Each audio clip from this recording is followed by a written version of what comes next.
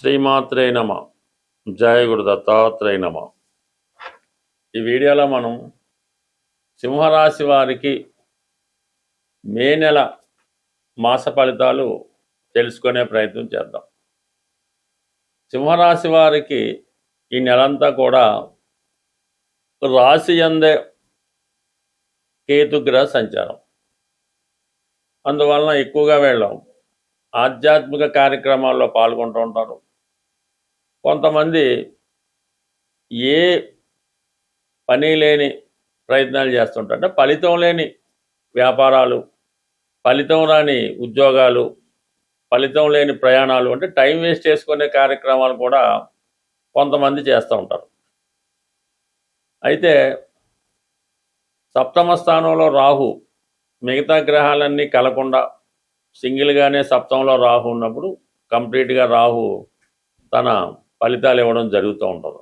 అందువలన ప్రతి ఒక్కరూ కూడా మిమ్మల్ని విమర్శించడం, వ్యతిరేకించడం జరుగుతూ ఉంటుంది.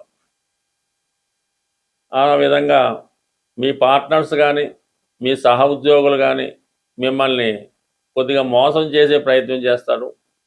అనవసరమైనటువంటి ఇన్వెస్ట్మెంట్లు, పెట్టుబడులు పెట్టే ప్రయత్నం కూడా జరుగుతూ ఉంటుంది.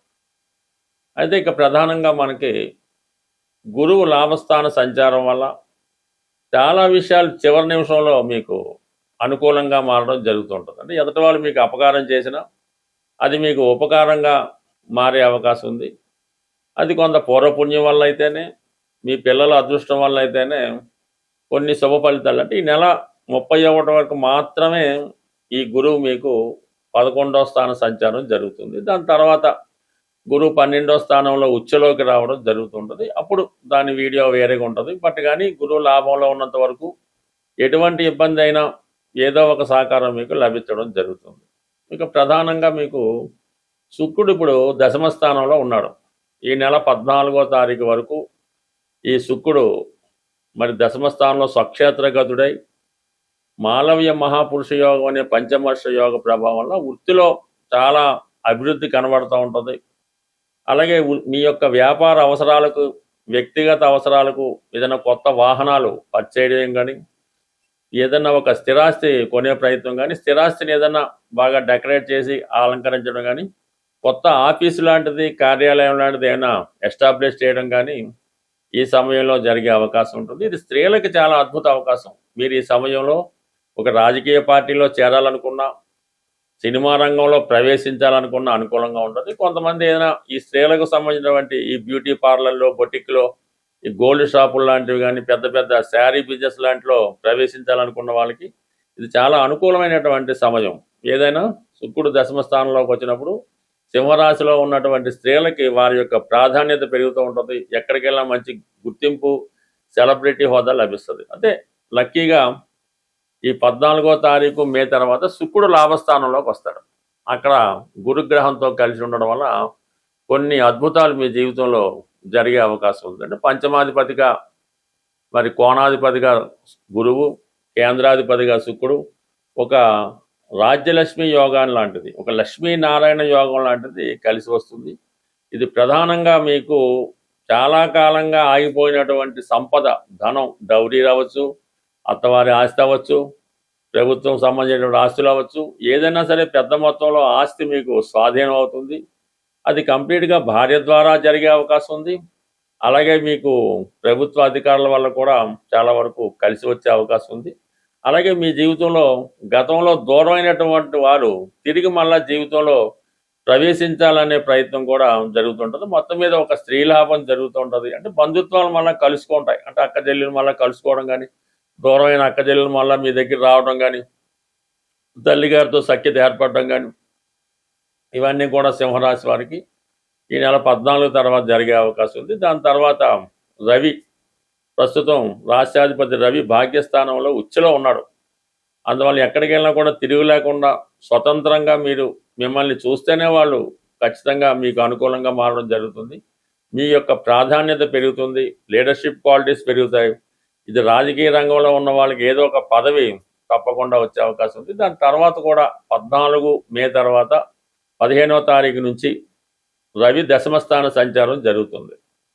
అలాగే బుధుడు కూడా దాంతో ప్రవేశించడం వల్ల గొప్ప ధనయోగం ఏర్పడుతూ ఉంటుంది. అంటే ధన లాభాధిపతి బుధుడు రాష్ట్రాధిపతితో కలిసి ఈ దశమ స్థానంలోకి రావడం, అక్కడ గురువు, అక్కడ రవి దిగ్బలుడు అవ్వడం, ఇవన్నీ కూడా ఈ జాతకుడికి కొత్త వ్యాపారానికి అవకాశాలు వస్తాయి. ప్రస్తుతం చేసినటువంటి వృత్తితో పాటు అదనపుగా వృత్తి ప్రారంభించడం జరుగుతుంది. విద్యార్థులకి చాలా సక్సెస్ఫుల్ టైం మాట.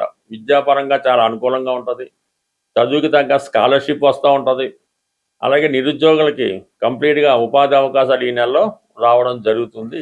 మనం ప్రతి నెల ఏదో పరిహారం తెలుసుకునే ప్రయత్నంలో ఎవరైతే తీవ్రమైనటువంటి ఆర్థిక ఇబ్బందుల్లో ఉన్నవాళ్ళు ఈ రెమెడీ అన్నది ప్రతి మంగళవారం చేయవలసి ఉంటుంది.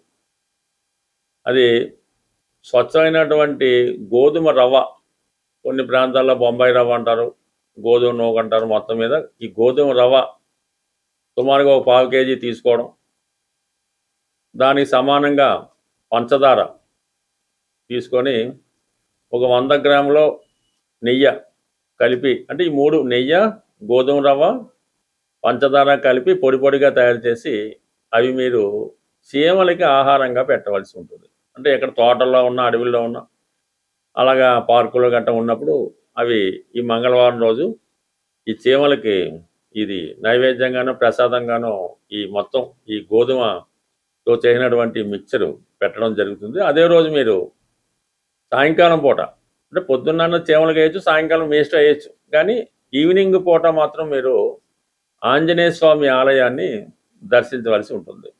దర్శించి స్వామివారికి 6 సంఖ్య కలిగినగా 6 లడ్లు ఇవ్వచ్చు, 6 గులాబీ పువ్వులు ఇవ్వచ్చు, లేదంటే డ్రై ఫ్రూట్స్ లాంటివి ఏమైనా ఈ ఎండు ఖర్జూరం లాంటిది ఇవ్వచ్చు.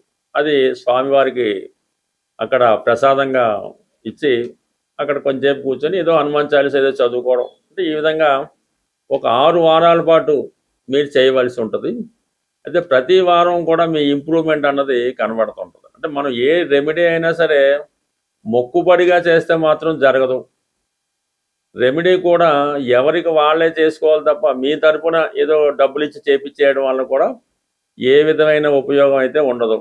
అందువల్ల ఏంటంటే మీరు శ్రద్ధతో, నమ్మకంతో ఈ పరిహారం చేయడం వల్ల కంప్లీట్గా మీ యొక్క ఆర్థిక సమస్యలు ఒక 6 వారాల్లో తీరిపోవడం జరుగుతూ ఉంటుంది. ఇదే విధంగా తీవ్రమైన అనారోగ్య సమస్యలతో ఇబ్బంది పడుతూ ఉంటారు. ఎక్కువగా బ్యాక్ పెయిన్, నడుము నొప్పి, భుజాల నొప్పులు, ఇటువంటి మోకాళ్ళ నొప్పులు ఉన్నవాళ్ళు ఆదివారం రోజు, ఎస్పెషల్లీ ఆదివారం రోజు మరి పాయసం నైవేద్యంగా, అంటే పాయసం తయారు చేయవలసి ఉంటుంది. గోధుమ పాయసం కానీ బియ్యం పాయసం అయినా పర్లేదు. ఆదివారం రోజు తూర్పు దిక్కున ఉన్నటువంటి సూర్య భగవానుడికి నైవేద్యంగా పెట్టి అది మీ కుటుంబ సభ్యులే తీసుకోవడం జరగాలి. అంటే కేవలం 3 వారాలు మాత్రం ఈ సూర్య భగవానుడికి పాయసం నైవేద్యం పెట్టడం వల్ల ఓపిక ఉంటే ఆదిత్య ఉదయం వినడం. అయితే ఆదివారం కంప్లీట్గా మీరు నియమంగా ఉండాలి. ఎన్వి అది మానేయడం, అలవాట్లు ఏమన్నా ఉంటే పక్కన పెట్టడం. ఈవెన్ పాన్ కిల్లి నవలేవారు కూడా ఆ రోజు కిల్లి నవలడం అన్నది మానేసి కొద్దిగా పవిత్రంగా జాగ్రత్తగా ఉండడం వల్ల ఇది అనారోగ్యపరంగా ఉన్నటువంటి మీ సమస్యలకు శాశ్వత పరిష్కారం అన్నది రావడం జరుగుతూ ఉంటుంది. అలాగే ఇప్పుడు ఈ ఇంకా మీకు బెటర్గా కావాలంటే ఇప్పుడు ఈ ఆదివారం రోజు కానీ, ఈ ఇందాక చెప్పిన మంగళవారం రోజు కానీ గోవుకి గోశాల దర్శించి, అంటే గోశాలలో మీరు కొంత సేవ చేయవలసి ఉంటుందన్నమాట. అది అక్కడ ఉన్నటువంటి శుభ్రం చేయడం, శుభ్రంగా ఆవుకి స్నానం చేయించడం, కాళ్ళకి అది అంటే గోసేవ చేయవలసి ఉంటుంది. గోవికి నచ్చే విధంగా మీరు ప్రవర్తించడం వల్ల, గోవికి కొంత ఆహారం తినిపించడం వల్ల కనీసం ఒక 40 నిమిషాలు, గంటన్నా ఆ గోశాలలో మీరు కాలం గడపడం వల్ల మీలో ఉన్నటువంటి నెగిటివ్ ఎనర్జీ లాంటిది, దుష్ట శక్తులు ఏమైనా ఉంటే అవి కంప్లీట్గా వెళ్ళిపోయి మీకు ఒక మంచి స్వచ్ఛంగా రావడం జరుగుతుంటుంది. మంచి గాలి పీల్చడం వల్ల మీకు మరి అది స్వచ్ఛతగా ఉంటుంది. అప్పుడు మీకు భగవంతుడి యొక్క అనుగ్రహం తొందరగా లభిస్తూ ఉంటుంది అన్నమాట. ఇది అంటే మిమ్మల్ని మీరు శుద్ధి చేసుకోవడం వల్ల భగవంతుడి యొక్క అనుగ్రహానికి తొందరగా రావడం, శుభగ్రహాలు మీకు అనుకూలంగా పనిచేయడం, దుష్టగ్రహాలు మీకు వ్యతిరేకంగా దూరంగా వెళ్ళడం, ఇవన్నీ జరిగే సూచనలు ఉంటాయి. కాబట్టి కంప్లీట్గా నమ్మకంతో ఈ రెమెడీ, ఇవన్నీ కూడా సూర్యుడికి సంబంధించినవే, కానీ సూర్యుడే ధనాన్ని ఇవ్వగలడు. సూర్యుడు మాత్రమే ధనం ఇవ్వగలడు. అందువల్ల ఏంటంటే మీరు ఈ విధంగా చిన్నపాటి రెమెడీ నమ్మకంతో చేసుకుంటే కంప్లీట్గా మీ యొక్క సమస్యలకి పరిష్కారం దొరుకుతుంది. స్వస్తి.